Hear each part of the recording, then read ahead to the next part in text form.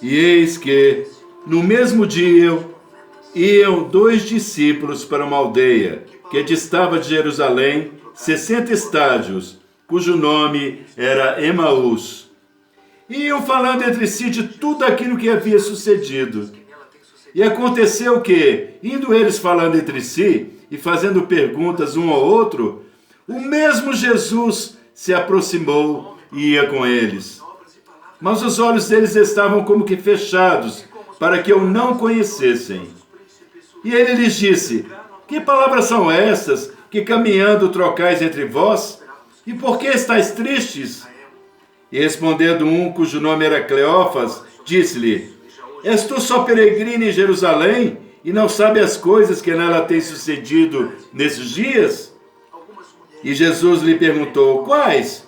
E eles lhes disseram: as que dizem a respeito a Jesus Nazareno, que foi homem profeta, poderoso em obras e palavras diante de Deus e de todo o povo. E como os principais dos sacerdotes e os nossos príncipes o entregaram à condenação de morte e o crucificaram. E nós esperávamos que fosse ele o que remisse a Israel. Mas agora, sobre tudo isto, é já o 3º dia desde que essas coisas aconteceram.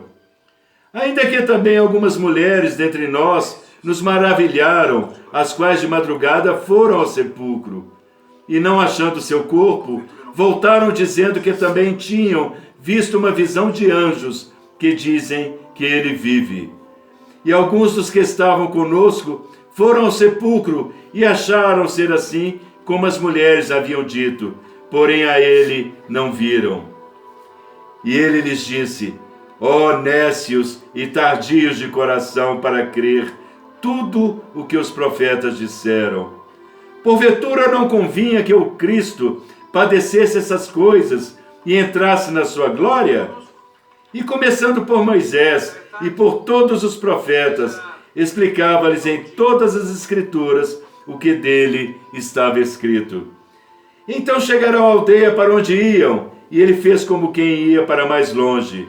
E eles o constrangeram, dizendo: fica conosco, porque já é tarde e já declinou o dia.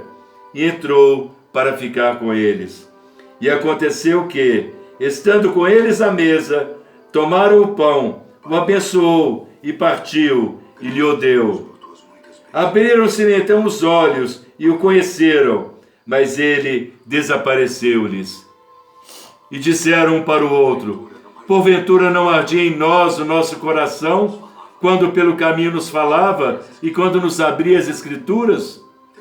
E na mesma hora, levantando-se, tornaram para Jerusalém e acharam congregados 11 e os que estavam com eles, os quais diziam: ressuscitou verdadeiramente o Senhor e já apareceu a Simão.